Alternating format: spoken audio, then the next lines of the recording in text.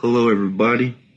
It's my privilege to introduce to you, all the way from the south side of Chicago, the man, the myth, the legend, my Theo, your brother, the Southside Unicorn.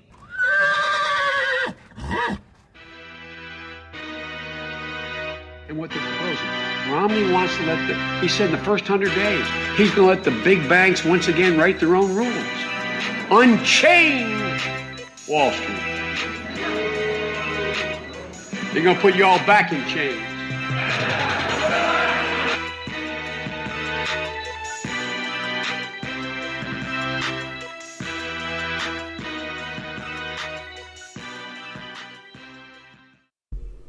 Hey, it's your boy Ken White, host of the Southside Unicorn Show, and it is Wednesday, which means it is Hump Day. I never get tired of saying that. I just absolutely love it. Hump Day. Yeah, Hump Day. We had our Juneteenth celebration over the weekend, and boy, was it an interesting one, right? So today's show is titled Juneteenth Day Massacre. Now let me give you the Oxford Dictionary's definition of what a massacre is, just so we don't get, triggered here. Keeping it contextual. Oxford Dictionary describes a massacre as an indiscriminate and brutal slaughter of people, cold-blooded murder. That's the definition. Well, it seems that and I got all the show prep here, yeah. It seems that in 1921, on June 1st, almost an anniversary month, June 1st, 1921, there was a place commonly referred to as Black Wall Street. And a brouhaha popped off between the blacks and the whites, or for some of you out there, the whites and the blacks. Does it really matter? And because of an incident, a single incident, you ended up with government planes flying over the homes and businesses of Americans. You ended up with an entire city being razed to the ground. You ended up with over 39 human beings being murdered, being slaughtered, killed indiscriminately, brutally. They were massacred. And yet I have seen some of the thought leaders arguing that this wasn't even what we think it is, that it was simply an attempted rape by a black man and he got his just desserts and the black people were raising up like BLM and all this kind of stuff, or the white people were BLM. I don't know. All I know is that from a single incident, many, many lives were lost. Because see, sometimes, maybe all the time, I'm not sure, we live in a tinderbox. And all it takes is a match. All it takes is a spark from something. And it's on and popping. You look at the 14th of February, 1929. Oh, they quick to call that a massacre. That was the St. Valentine's Day Massacre. So why, to some of you who almost jumped out your chairs, why is it wrong that Kenny White, host of the Southside Unicorn Show, would declare the title of this show, the Juneteenth Day Massacre?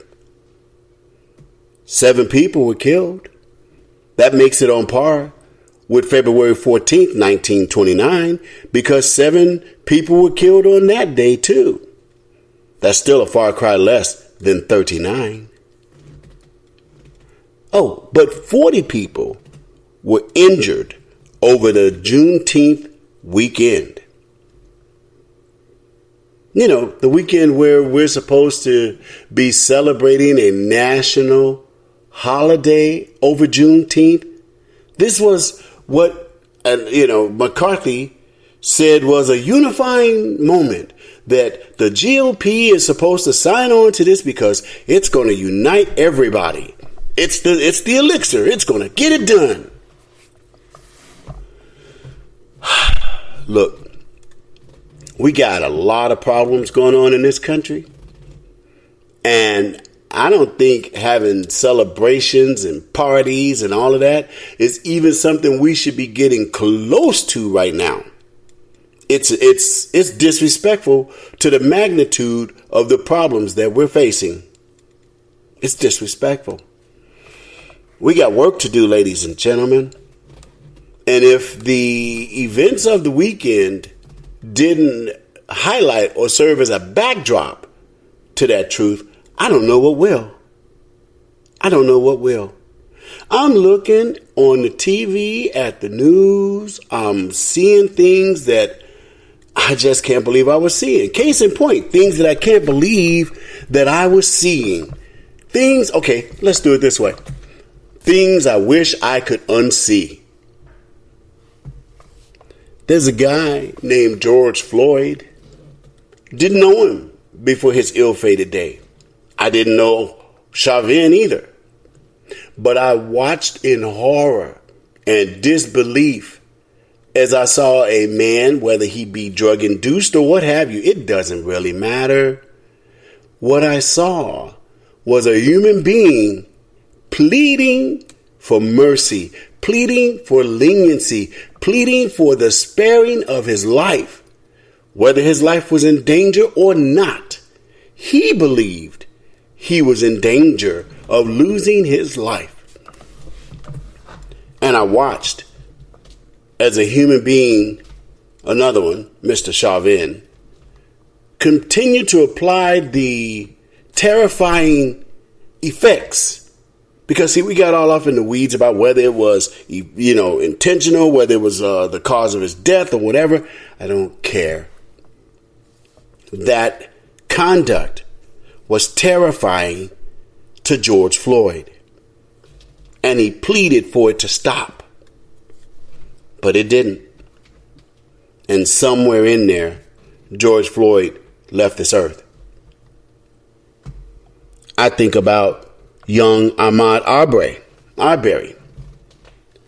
You know, the kid in Georgia who was allegedly, air quotes, jogging, and two white men, rolled up on him, shotgun, and he's wrestling with him, and they pulled the trigger on the shotgun and blew him away.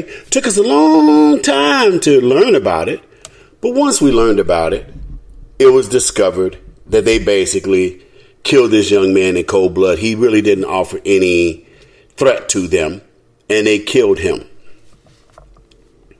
As a result, the black community was up in arms, ready to just do all manner of things. I mean, look at what we did with reference to George Floyd. Looting, burning, killing, which is an absolute irony. Killing over the fact that somebody got killed. If life is supposed to matter, then let it matter. If life is supposed to be sacred, then prove it. Prove it by your own actions. Prove it by your own conduct. If you want to be respected, what you got to do, folks? What you got to do? You got to do some respecting yourself. Or is this some kind of hustle? Is somebody in this game getting played?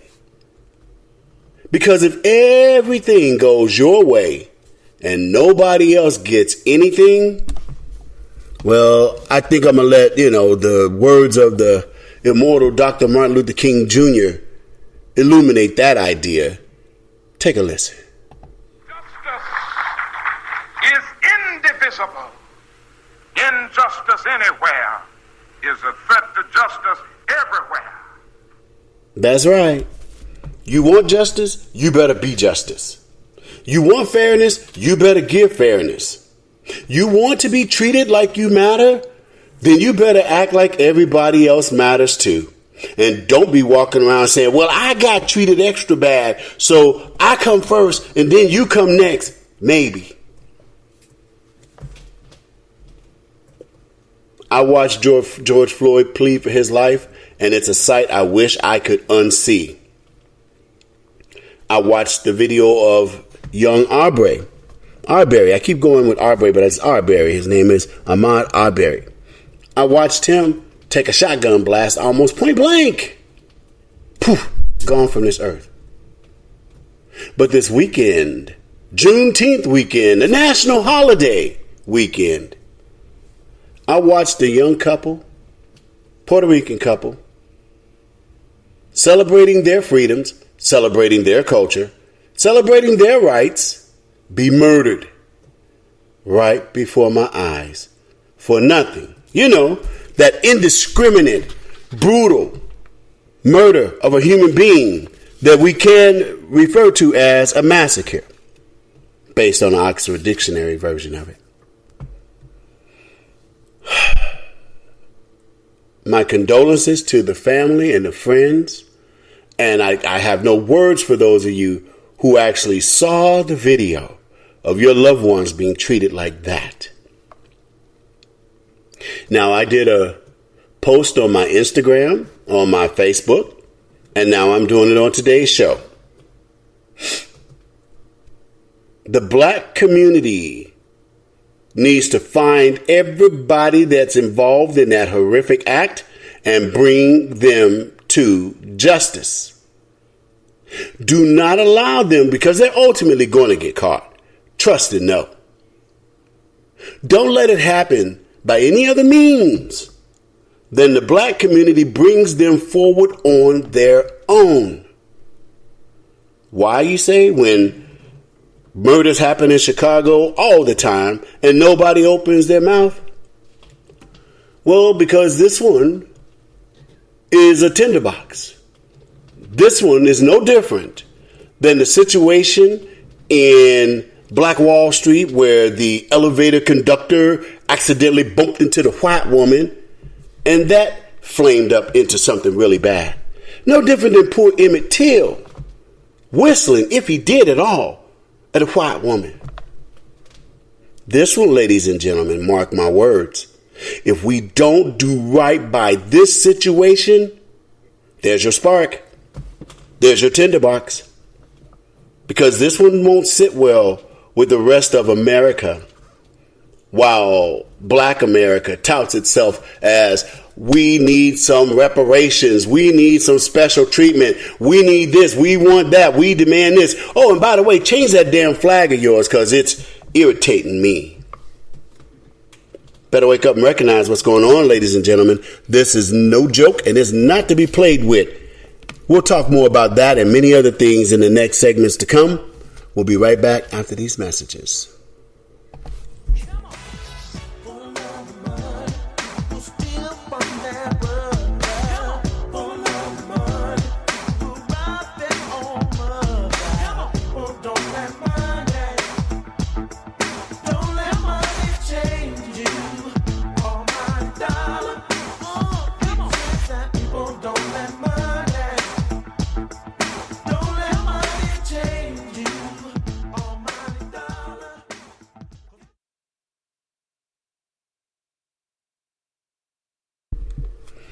Hey, it's your boy Ken White. We're back with the second segment of the Juneteenth Day Massacre.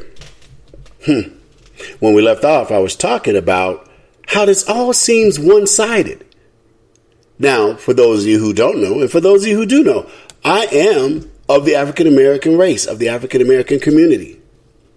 But you see, I believe in one people, the human race.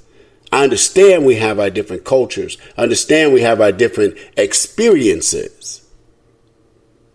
But see, we've all been lumped over here together in a place called America, the great melting pot.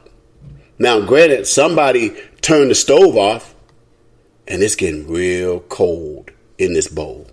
It's getting real frosty. Nothing's gelling together. Things are starting to separate because there's no fire. There's no heat to keep us boiling and roiling like we should be in a melting pot so that everything just comes together nicely. This situation with Giovanni Azuaga and his wife, mother of his child, or as some people call it, his partner, but let's kick the ballistics. It was his wife. Yasmin Perez, they were Puerto Ricans. Now, I look at that and I go, okay, let's take that specter out of it. Some people want to. Some people want to take their nationality, their race out of it, and simply say they got caught up in the situation. Because a lot of people got shot over the weekend. What's so special about them? Well, here's what's so special about them. They were minding their own damn business. They were celebrating their culture, their freedom, and their rights, just like everybody else was doing. Now, I knew some Puerto Ricans. One of them I love like a brother. I couldn't distinguish him from being my brother if I tried. That's how much I love this man. He's Puerto Rican. I'm going to tell you something if you didn't already know it about the Puerto Rican people. They are cool as hell. Give you the shirt off their back and it's genuine. They love fiercely, as evidenced by Giovanni Azuaga's efforts in the last moments of his life. He took his body and threw it over the body of the mother of his children the day before Father's Day. They're fiercely emotional and passionate people. If they love you, they love you. But if they hate you or they're mad at you, it's a problem. Some of the most hardest, coldest people you'll run into is a Puerto Rican citizen, Puerto Rican that you have offended or done wrong on a serious level, not no lightweight stuff, because actually that's another characteristic of that people. Little stuff don't move them like that. But if it's something big or about family, it's a problem. So I'm looking at the bigger picture here. I look at it as no different than, I guess, if we were tribesmen. Different tribes come together at the the firehouse or whatever you want to call it. Every tribe owes the others something. The African American tribe has done a great wrong. And I'm not talking about white people, Asians, Latinos, whoever. No, this is us. We're looking pretty bad right now because everybody wants to be quiet and silent about this. The media, to hell with those meat puppets for demons. Of course they're going to be quiet. They have to be quiet. Some would like to think that they're not mentioning this sad situation to protect the black community. They're not opening their mouths about it. Because by keeping quiet about it, they're not protecting us. They're using us. They're doing the unthinkable. They're hoping that what our young people will intuit is, we can do whatever we want now. We can do anything and there's no trouble for it. There's no, ain't nobody going to be looking for me because, of course, we've already defunded the popo and there's not enough of them to go around. So they're not going to come looking for me. Yeah, I just did that. It's good, for all the wrongs that's been done to us. When I posted it on Instagram tonight, some of the responses I got back were absolutely gobsmacking. One person that I tolerate at the wisdom of someone I respect and admire, they said, whatever you do, don't delete that person. I'm like, I want to, but I kept them on. And when I mentioned the sad situation that happened to this family in Chicago in Humboldt Park, this person popped out of their mouth with, yeah, but what about the thin blue line? You conservatives. So I guess, that's him calling us, anybody that's black, that's in the conservative movement, to this person in their inestimable wisdom, we're called conservatives. And his response was, yeah, you conservatives, that's all you do is stump for the white man and get up on here grifting and doing this and that. And saying that we're protecting the thin blue line and all these crazy things is what this person said. And I tried to remind them, we are talking about the cold-blooded murder of a mother and a father. There are now children in this world who don't have their parents. Over what? Because of what? And he kept going back to that and insulting politicians that are running this, that, and the other thing. And this man is not unique. This man is almost a representative of a portion of the black community. I'm saying we need to be contrite. We need to show our brothers and sisters of different races that we respect and value them too. A little overspray accidentally reached outside the community. And for that, we need to find these young people who did that. We need to bring them to justice. We need to do it. Because, see, the minute it happens by any other means, that's not going to cure this problem for the Puerto Rican people.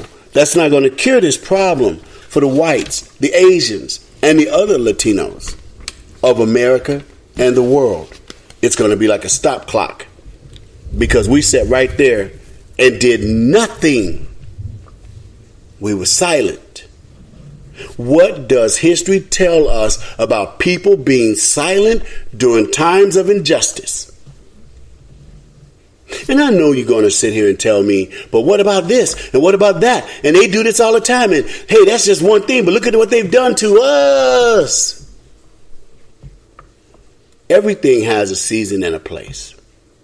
I'm talking about this weekend, Juneteenth celebration, national holiday, the day before Father's Day. I'm talking about this situation. What shall we do with it? Shall we turn our heads and act like it didn't happen and hope that by next week some basketball player gets a triple-double and this fades away from our sight? We better understand the different stages of grief and pain before we do that. The different stages of grief. You have pain. Then you have guilt. You have anger. You have bargaining, depression, an upward turn, reconstruction, and working your way through it. And then you have acceptance and hope. Well, those are the stages of grief. But nothing about that definition puts a timetable on it. Nothing about the definition puts a timetable on it. Right now, I can almost assure you that the Puerto Rican community is in pain. Probably a good degree of them are feeling guilt because they're like, I have so many guns. Why couldn't I have been there?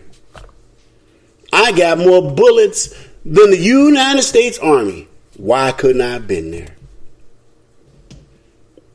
When you listen to one of the friends of that couple, she was asked, to speak for the family because, they're in grief right now. They're not doing too good. So she spoke to the media for them, if I'm not mistaken. And I'm going to try and read you, what she said, because it's really important that we understand where her people are at. Let's see here if I can get her statement put together real quick. I'm going to paraphrase it. She said that her people are in grief and pain right now. Grief and pain over what has happened. And she said that they're feeling a little angry. That anger part right there, ladies and gentlemen, is what I'm speaking to. Are we trying to heal America? Or are we trying to take it over? Somebody help me understand that, because I don't get that. Which one are we doing? Are we trying to make a better America for everybody? Or are we just trying to take it over? Because that's a question that we're going to have to answer pretty quick. Because some people ain't going to wait around, for our answers on those things. They're just not going to do too well with it. And I think I found her statement in and of itself. I want us to hear her words on this. That's what I was looking for, ladies and gentlemen. I was trying to find the statement that she made. No, that's not going to do it. Bottom line is, one of the friends and family members said they're very angry right now over what happened over the weekend.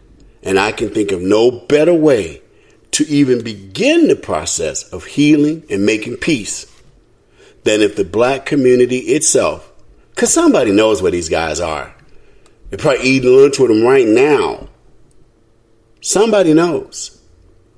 And I know that old saying, snitches get stitches. Don't mess with me with that crazy foolishness. The bottom line is, we want a better America for everybody's children. We don't want to look up at somebody else's family is dealing with this. That's going to come from all of us reaching deep within ourselves and making the future more important than the present. Because right now, here in the present, this is a hot mess, y'all. This is nuts. I'm not here to somebody on my page said that, we be cooning for the white man. Look, will you please stop with that crap? It doesn't move me. It doesn't move my friends. We believe what we believe. And a person's skin color is irrelevant to that. So this Saul Alinsky-ite style of, that you think, they come at you with this, that you're wrong. Don't let them get away with that craziness. They don't know your mind. They don't know your heart. And they come with nothing but insults. Conservatives. This situation happened in Chicago. The place where guns are not allowed, where guns are illegal, where using a firearm in the commission of a crime is supposed to come with a heavy punishment. Well, the only person that had a gun was the unknown assailant that shot Goivani and Yasmin. Oh, if Goivani had a gun. I look at that video and I wish he had come up popping. That's right. I said it. I wish Goivani could have done just like that arse that reached in his waistband. Why couldn't Goivani have reached in his waistband? And Yasmin too. Why couldn't she have come up with a Tech 9? And they got busy on it. Because you see, they were minding their own business. They were even unarmed, just trying to live their lives. And somebody saw fit to reach in their waistband, aim at unarmed human beings, and pull the trigger on Juneteenth weekend, a national holiday.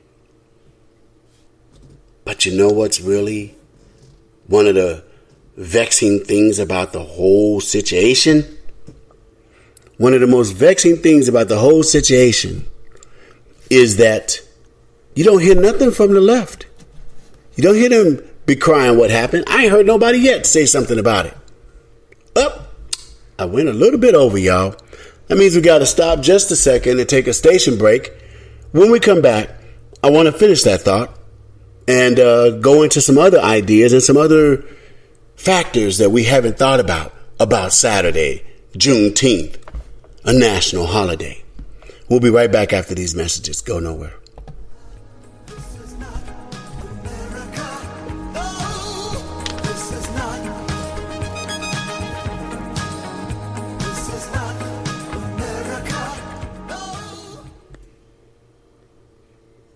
It's Joy Villa, and I'm reminding you to tune in to the Southside Unicorn Show, hosted by my friend Ken White. Do just what you want. You're the one I trust. I belong to you.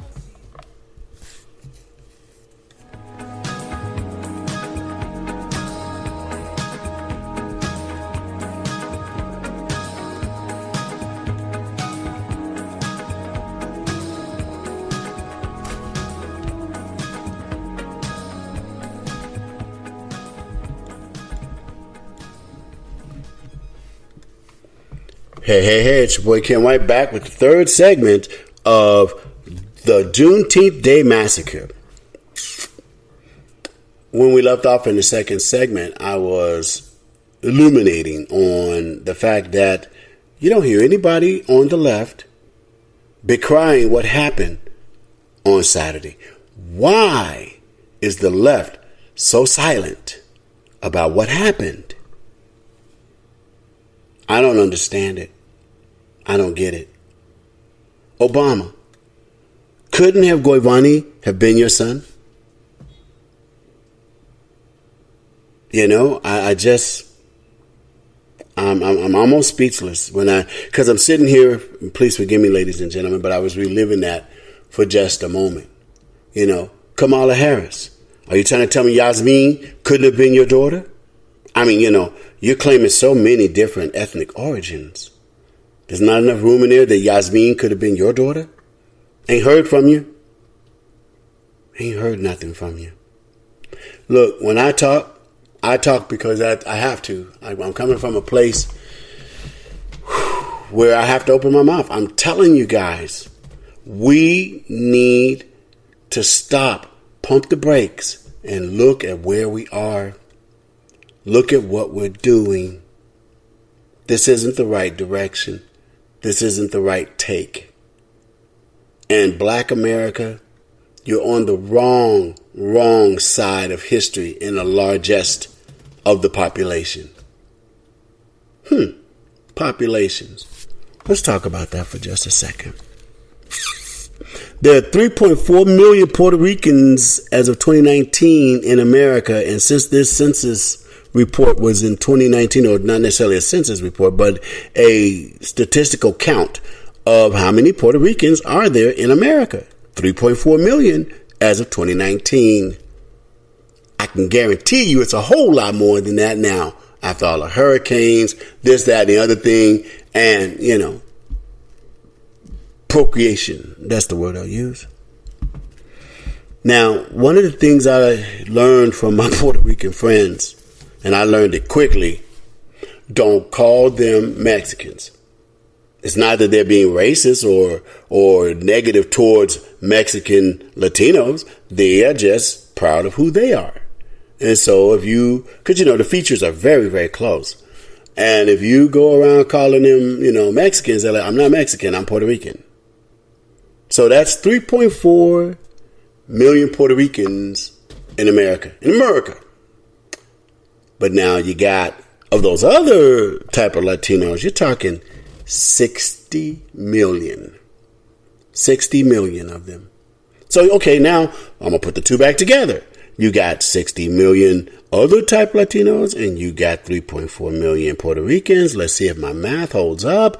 That's 63.4 million Latinos in America. And growing by leaps and bounds. I mean, so fast you look up, you know, and the baby showers is just nonstop. That's just the Latinos. Let me see what I got here. Then you go over here and you look at the Asians. Whoa. Asians make up 22.9 million people in America. Now, I'm going to stop on the Asians for just a minute. You had Joe Biden hold out a special recognition for the violence that's being visited upon the Asian people in America. And I, once again, as I've done on numerous shows, denounce violence against Asians or anybody. The Asian people are very interesting people. And yet there the brothers are putting their hands on them too. Cold knocking them out on the street. Walk up to some old Asian lady and pop her upside the head. You know, you don't think people are seeing this on TV? You don't think they're watching? So when it comes to the 22.9 million Asians in America, I don't think they viewed that situation on Saturday as hunky-dory. I don't think it went over very well with them. And they're still, entertaining their own fears and concerns about the African American community. So you got 22.9 million Asians. You got 63.4 million Latinos. And I got a lot of Latino friends. Again, some people that I have in my life are indistinguishable to me from family members. That's how much they mean to me. And I can't speak on the entire race. Of course not. I can't even do it with my own race. It's not possible. But I will say this much. Latinos are some hard-working, industrious, ingenious people. They, too, are fierce with their love, passionate, loyal.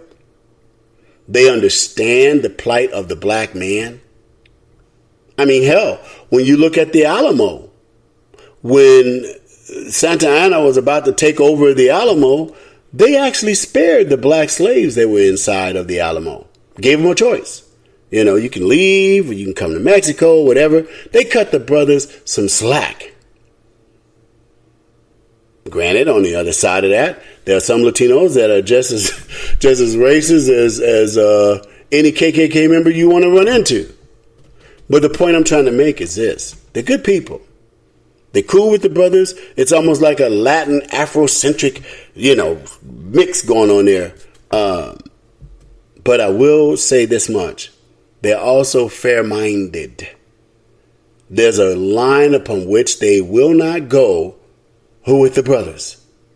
I'm trying to tell you something, and I'm sure there'll be some Latinos that'll bear me out on that. My chest is stuck out wide on that because I know I just spoke a solid truth. Are they down for our rights? Are they down to make sure that we get our fair share of justice? Of course they are. But are they down with this willy-nilly wild drunk, we gonna go crazy and do whatever the hell we want because we is free because of Juneteenth? You think they down with that? They're not. So there's a line that they will not cross with us. We'll be walking out there all by ourselves. All by myself. Don't wanna be. Oh, I digress. And then that other population, the one I was trying not to mention, but I'm going to go ahead and mention them anyway. The white folks. They 235 million strong. 235 million strong. So when you add them all together, you're talking about the Latinos, the Asians, and the whites.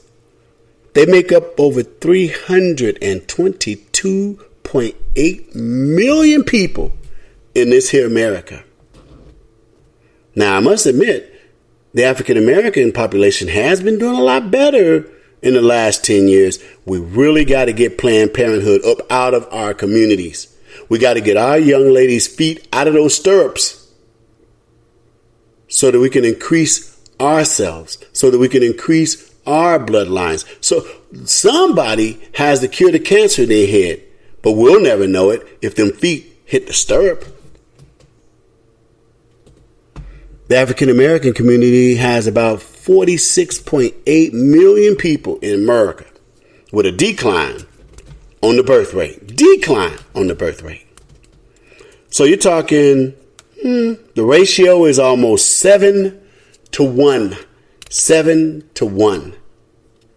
So you get a couple that may be sympathizers. But again, I told you, there's a line that people will not go beyond, even if the black community goes beyond it themselves, which is the line of fairness, equity, justice for all.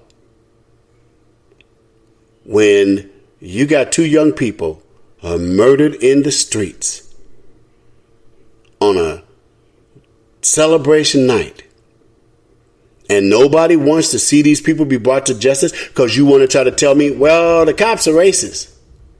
There wasn't even a cop in sight, unfortunately. I wish there was a cop. Wish somebody could have helped that family, that couple.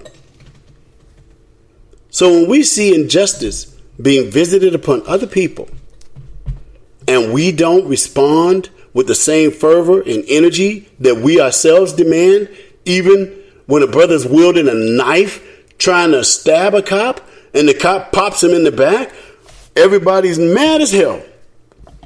You shot him. You shot him.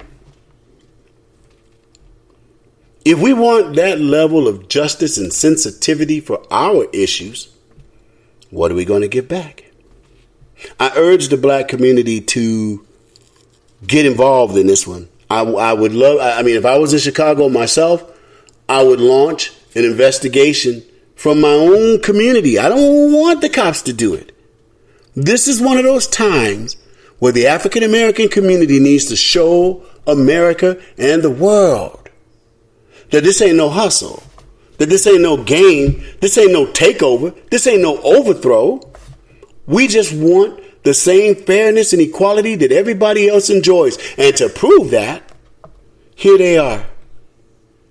Here are the 6 or 8 young people from our community, God bless them, who made those terrible decisions that night.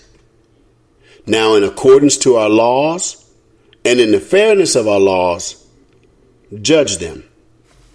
Can we do that? Are we able to reach that level? If we're not able to reach that level, then what the hell are we doing? What the hell are we asking for from everybody else? Don't be wearing no Black Lives Matter shirts around while this situation is pending. You'll make a mockery of yourself.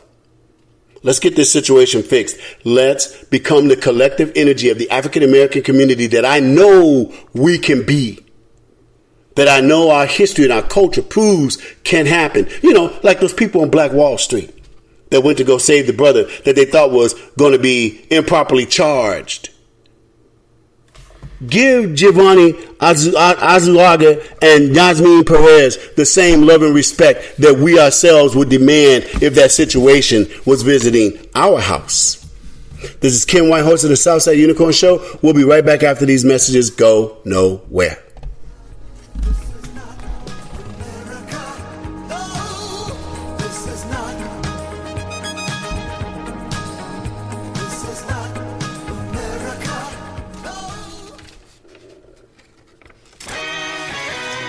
My name is Toot Sweet, and I'm New York City's original artist, singing for the cause of freedom.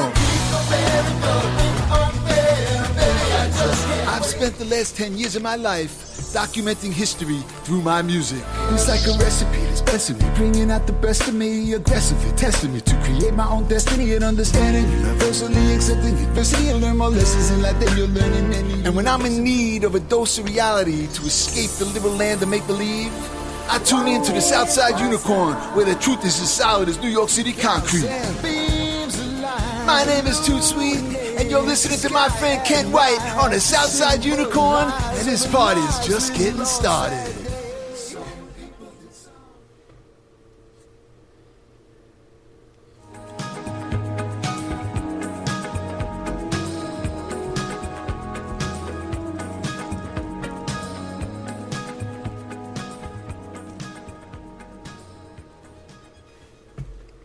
Hey, this is Ken White, host of the Southside Unicorn Show, and we are back for the 4th and final segment of Juneteenth Day Massacre. Oh, man. Flags, you know. I kind of see flags like signs or declarations of who you are. That's pretty much what a flag is supposed to be. It's supposed to be a uniting force, like a rallying cry type of thing. Flags, flags, everywhere, flag. Blocking my scenery, breaking my mind. Do this, don't do that. Can't you see the flag?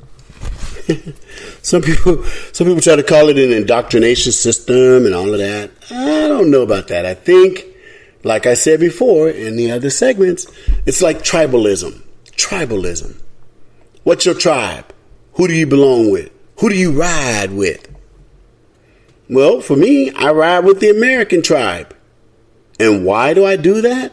Because I believe in the things that the American tribe ascribe to. And that flag, Old Glory, red, white, and blue, it is a symbol of what it means to be American. The white stands for purity and innocence. Now, right there are going to be some people go, America ain't pure.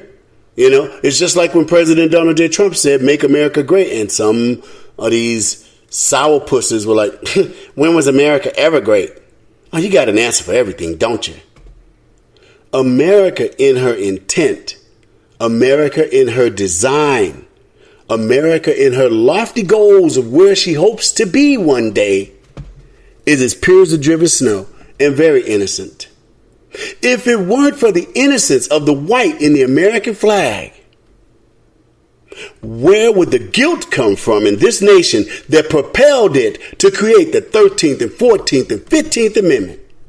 You can't have the type of reactions that this nation has done to its own wrongs if you didn't perceive yourself to be innocent, if you didn't perceive yourself to be good. Without the white in the flag, black people got problems in this country.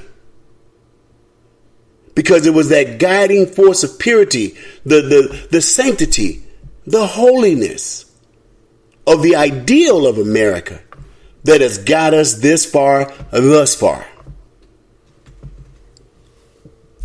The red stands for hardiness and valor. Hardiness.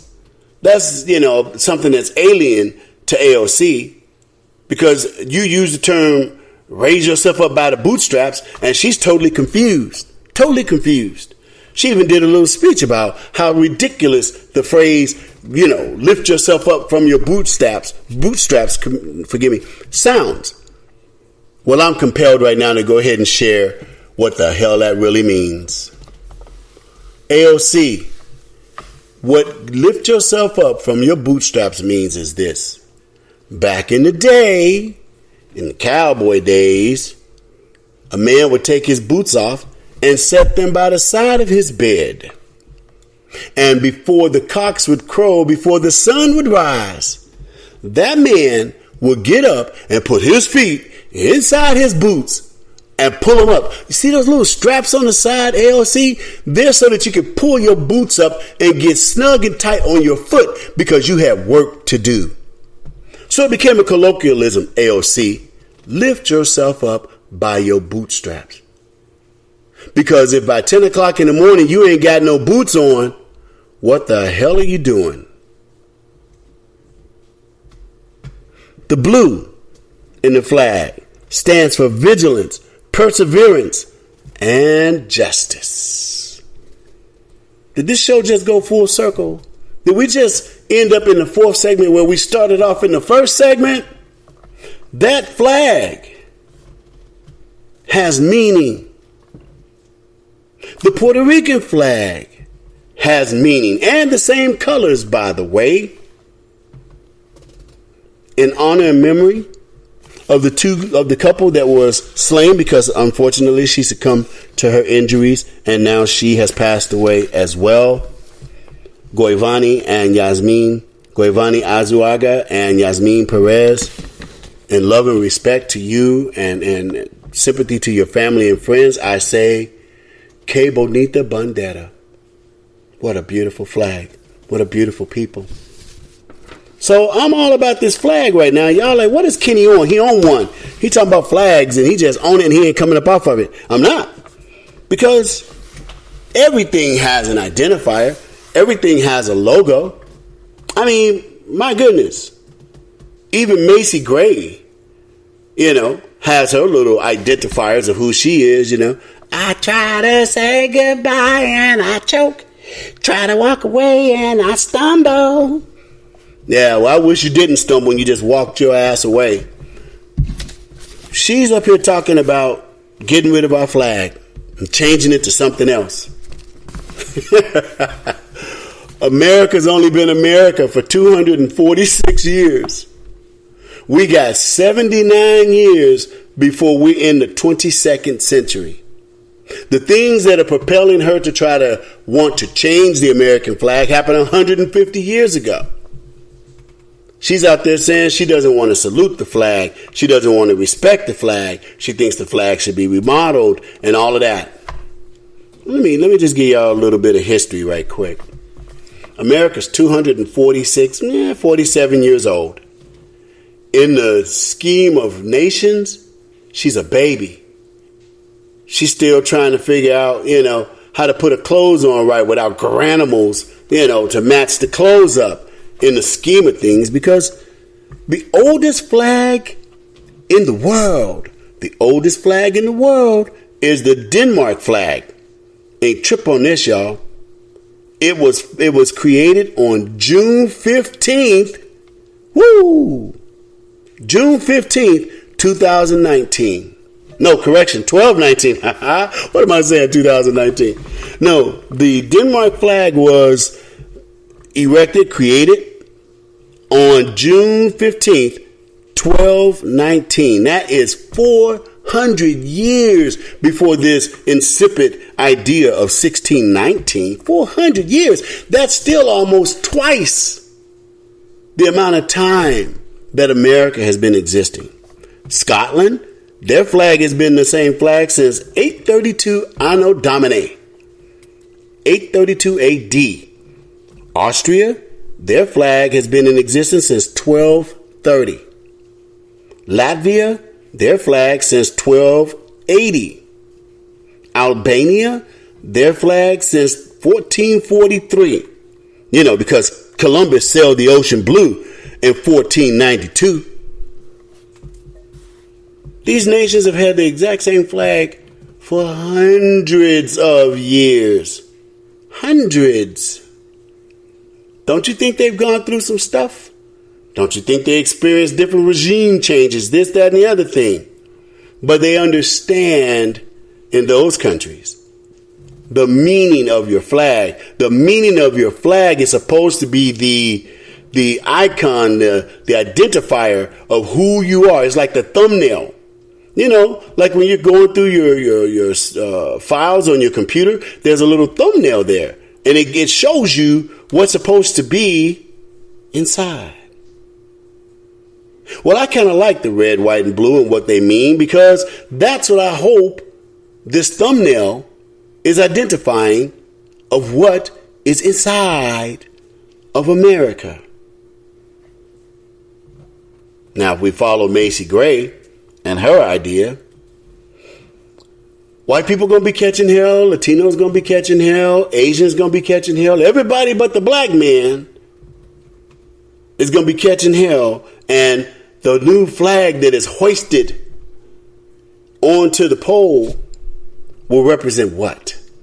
What does it represent? Who does it represent? Bringing us back around again to that great big giant melting pot. Can we turn the fire back on, please? Can we get a fire in our bellies for justice? Can we get something going on inside of us that makes us understand the meaning of valor? Can we understand that the innocents that we must prepare to protect, defend, and if necessary, give our lives for are the children of the future? See, that's what this fight is all about. That's sadly why people are living and dying in our streets in such credible and, ridiculous numbers right now, because it's an unspoken thing, but it's real. It's really real. We're all fighting for the future, or should I say some people are. You got young black Americans out there blowing people away in the streets and assaulting Asians and telling white people that they got white pride and, beating them up. just attacking everybody. I think you need to do the math on that, young black America. I think you need to stop and realize that while I would never ask us to go cap in hand to anybody, I've made decisions in my life because I wanted to retain my self-respect that had people's mouths drop to the ground. And I can't believe he did that rather than accept this. So I get where a little bit of pride has its place. I get where your human dignity will compel you to have to do certain things. But I want you to understand this, young African Americans out there in these streets. Did you hear the numbers that I quoted to you? Do you see the statistical numbers of that? Do you understand that only 10 times in the history of mankind has a smaller army defeated a larger army? Do you understand that all of those battles that can be cited in history all happened about 1,000 years ago? You know, that was before the AR-15 and the 9 Mike and the 40 calibers and the fact that America's almost running out of bullets. Can't sell them in the stores right now. Can't find them nowhere. It'd be a different kind of war, young people. And you're outnumbered almost 7-1. The only reason, and you got to understand something. If America was as evil as you're being lied to by our truest enemies, socialists, Marxists, Nazis, racists, those are the people you're listening to. And I'll leave you with this primer. If this country was as evil as you've been conditioned to believe, my friend, the numbers tell you you should already be dead. But we're thriving in this country, unlike some blacks in other nations, unlike some blacks in the sub-Sahara of Africa who are enslaved this very day. We owe our brothers and sisters a community. We owe our brothers and sisters of other races the same respect, liberty, and freedoms that we ourselves are demanding. That is the whole thrust of today's show. Saturday was a massacre. Don't try to hide from it. It really was. We got a lot of work ahead of us. We can't keep dealing with these cartoon people. We can't keep dealing with the conditioned people. We can't keep dealing with people who want to keep us separated by races or say that I'm wrong. Kenny White is wrong because the white man is as evil as we believe him to be. If all that's true, then we're screwed already. And I don't believe that for 1 second. I believe that a lot of young people have been lied to, misled, and conditioned. Listening to my show and other shows just like it will begin to help break the conditioning. You're going to have some cognitive dissonance occur inside your head, and that's where the card comes in at. It's called criticize, attack, reject, deflect. It's the card. It's the automatic system of conditioning that will tell you that you need to criticize me. You need to attack me. You need to reject me or deflect what I'm saying. That is the built-in control system of conditioning. And you, young people, are going to have to start fighting it. I just gave you a dose of medicine. I hope you take it down real well. This is Ken White, host of the Southside Unicorn Show.